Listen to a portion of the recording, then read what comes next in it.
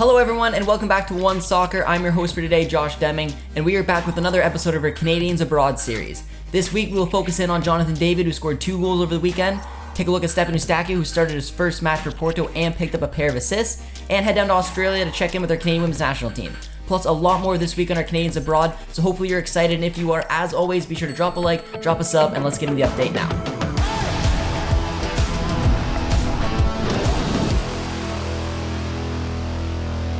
We are going to kick things off in Germany with Alphonso Davies, who over the weekend started and played 85 minutes as a left back in a 4-2-3-1 system.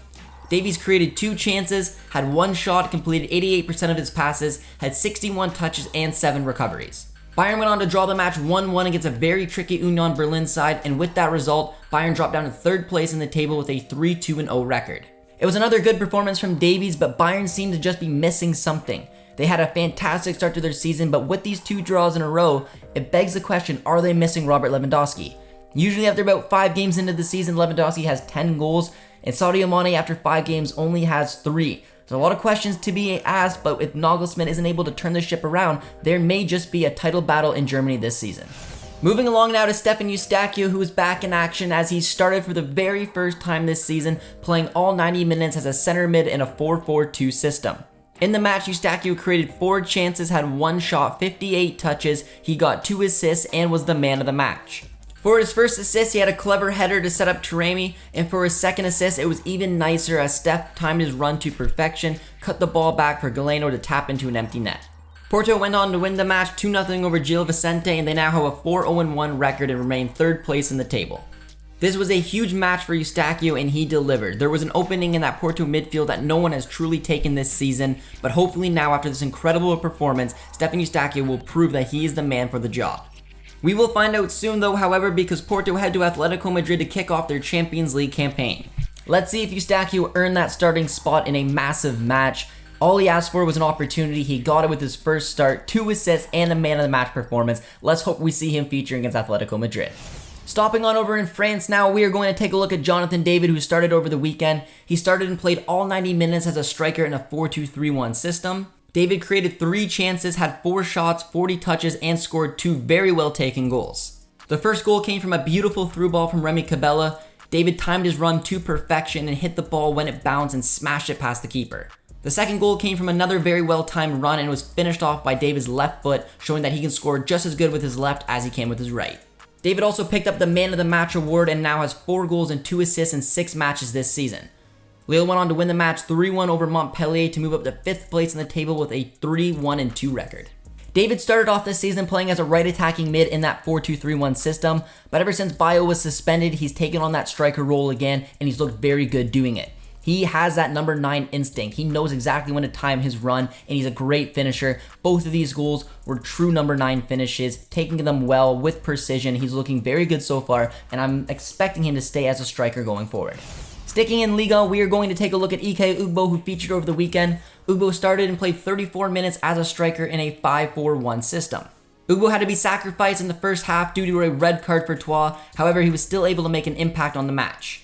He scored the opening goal of the game for Troyes and showed his striker's instincts as the ball fell kindly to him. He did not panic and he calmly finished the opportunity, sliding it past the keeper.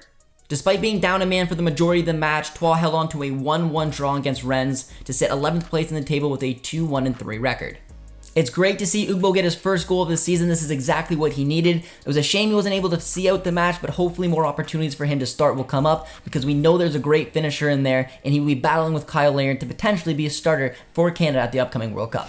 Moving along now to Belgium, we are going to take a look at Club Brugge, where neither Canadian featured for them over the weekend as Tajon Buchanan is still out with that knock and Kyle Larin for the first time did not feature this season.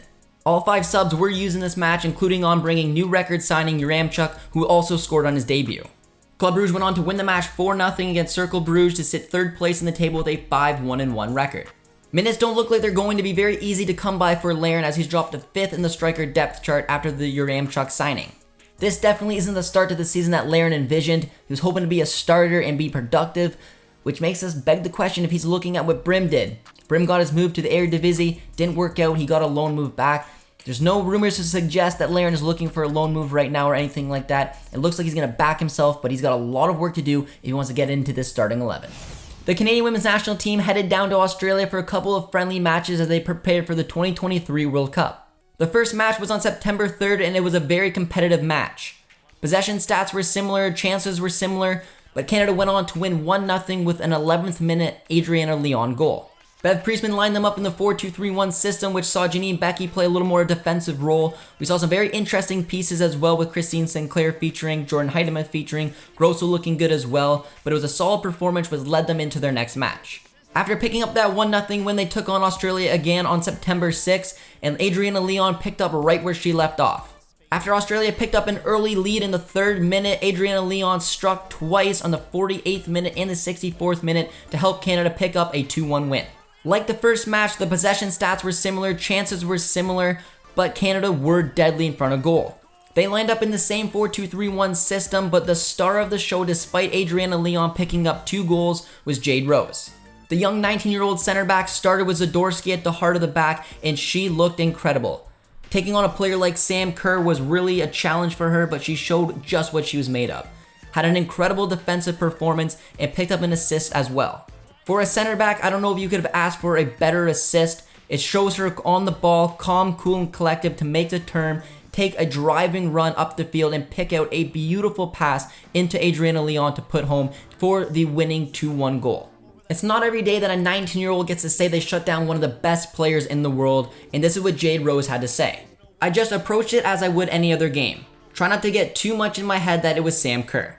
Well, her mindset worked because she put on an incredible performance, one that Bev Priestman will be very impressed about, but will now make her job a little bit more difficult as she's looking to balance out who to start in upcoming matches. Zadorsky, Rose, Buchanan as well. There's a lot of talented center backs, but Jade Rose just put her stamp on this team. We have a positive injury update on Atiba Hutchinson. It was reported that Atiba Hutchinson was called up for Besiktas's match over the weekend, but he did not make the final 18 due to fitness tests. Atiba is definitely getting closer to a return, and I'm very curious to see if he will feature for Besiktas before the international break or if John Herdman will call him up. He is 39 years old, his fitness is the most important thing. I'm curious to see how Herdman will use him, if he's going to call him up just to have his leadership in the room to be a part of the group because he's definitely going to the World Cup, or if he will just allow Atiba to recover. Only time will tell, but regardless, it seems like he's very close to returning to full fitness. Our next stop is over in Turkey, where we are going to take a look at Samuel Adakubi, who was in action over the weekend. He started and played all 90 minutes as a left back in a 4-3-3 system. In the match, Adakubi had 65 touches, he created 1 chance, had 4 recoveries, completed 88% of his passes, and he had 2 interceptions. Hatayspor went on to draw the match to pick up their first point of the season, now moving up to 17th place in the table with an 0-1-3 record. 1 point from 4 matches isn't great, however Hatayspor has been playing some very good football and they are extremely unlucky not to have won at least one of their matches so far. Hatayspor are winless, but Samuel Adakubi has looked great in all of these matches, and it's just going to be a matter of time before Hatayspor can get some of these results together. This is a strong team that should be competing a little bit further up the table as opposed to battling relegation. Moving along now to England, we are going to take a look at Junior Hoyte, who was in action over the weekend. Hoyte started and played 69 minutes as a left wing back in a 3-5-2 system. Hoyte created 2 chances, had 40 touches, 3 clearances, and 4 recoveries. Reading went on to win the match 2-1 over Stoke and now sit 3rd place in the table with a 5-0-3 record. Well, 8 matches into this season and Hoyte has mainly featured as a left wing back or a right wing back. I'm very interested to see if Herdman may try to use him there with the national team. I kind of doubt it just because we have a lot of fullbacks already, but it's going to be very curious to see the way that Hoyte adapts his game and how Herdman can potentially utilize him going forward. Staying in the championship, we are going to take a look at Theo Cowan, who started and played 76 minutes as a left wing in a 4-3-3 system. Cowan had 3 shots, 22 touches, and scored the only goal of the match, reacting well to a shot that came off the post where Theo took 1 touch to set himself up and the other to poke it home. Blackpool went on to win the match 1-0 over Huddersfield to sit 11th place in the table with a 3-2-3 record. Corbino has featured in all 8 matches for Blackpool this season, starting 3 of those, and he scored 3 goals. He is producing at the championship level, and I think it's very hard to argue that he's not going to become a starter in this Blackpool side. If he keeps up this type of form, there's no way John Herdman will not utilize him in this upcoming September window. Heading on over to Portugal now, we are going to take a look at Steven Vitoria, who was in action over the weekend. Vitoria started and played 90 minutes as a center back in a 4-2-3-1 system. Vitoria had 39 touches, 7 clearances, 1 block shot, 1 shot, and completed 97% of his passes. Chavez went on to draw the match 1-1 against Rio Ave to continue their great start to the season as they sit 6th place in the table with a 2-2-1 record. Vitoria is getting into peak form right now, playing just about every single minute available to him, and he's really enjoying his football again playing for Chavez. Getting a confident and happy Steven Vitoria will be massive for Canada. He had a dreadful end to the last campaign that really shook his confidence, so to see him playing the way he is right now will be huge. He's so vital to Canada's back three, back four. He's a leader to this team, set piece specialist as well. This is nothing but great news for Canada as well as Steven Vitoria. Stopping on over in Serbia now, we are going to take a look at Milan Borian, who started for Red Star over the weekend. He started in goal and he played all 90 minutes in a 3-4-3 system. Stefan Mitrovic was an unused sub in this match, and Red Star went on to draw 1-1 to sit second place in the table with a 6-2-0 record. They have now drawn back-to-back league matches, which is a little rare for them, but with their upcoming Europa League journey starting this Thursday against Monaco, their focus is potentially on that. Stefan Mitrovic has looked great this season so far for Red Star, and he was rested over the weekend, which could mean we could see him unleashed for his first taste of European football. Monaco will be a very tough test for Red Star, but we know that Milan Borian relishes these types of opportunities. Same should be said for Stefan Mitrovic, because if he is able to perform in this type of match in Europe against a club like Monaco, John Herdman will absolutely have to take notice. Stopping on over in Switzerland, we are going to take a look at Liam Miller, who started over the weekend, playing 71 minutes as a left attacking mid in a 4-2-3-1 system. In the match, Miller had 32 touches, he didn't have any shots on goal with 2 successful dribbles, and had another frustrating night as Basel went on to lose the match 2-1 to sit 8th place in the table with a 1-3-2 record. This has not been a great start to the season for Miller, as he has no goal contributions in 6 matches so far, and he can't seem to replicate last season's form. With players like Corbiano and Schaffelberg impressing at their new clubs, Miller's World Cup spot could be in jeopardy if he can't turn his fortunes around. Luckily though for Liam Miller, he's got some Europa Conference League action coming up, and this could be a huge opportunity for Basel to get a little bit of confidence playing in Europe, as well as hopefully Liam Miller breaking that goal contribution duck. We're heading on over to Belgium to take a look at Liam Fraser, who was in action over the weekend, as Liam Fraser started and played 70 minutes as a CDM in a 4-2-3-1 system.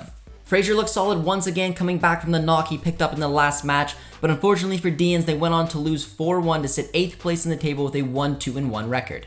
Deans will be looking to bounce back from this lackluster start to this season. Fraser has looked good, but he wants his team to get back up and running. He's a bubble player for John Herdman and for the World Cup squad, but if he's able to get his team to perform and he's able to produce, he might just have an outside shot at making the World Cup squad. Moving along to Greece now, we are going to take a look at Derek Cornelius, who started over the weekend and played all 90 minutes as a center back in a 4-3-3 system. Cornelius had a great match once again, continuing his strong start to the season, as Pantelikos went on to draw 1-1 to sit 5th place in the table with a 1-1-1 record. Cornelius has proven that he can be a very consistent player in Europe. He's been a rock at the back for Pantelikos ever since joining the club. The September international window will definitely be telling to see which center backs John Herdman will trust and look to bring in for the upcoming World Cup.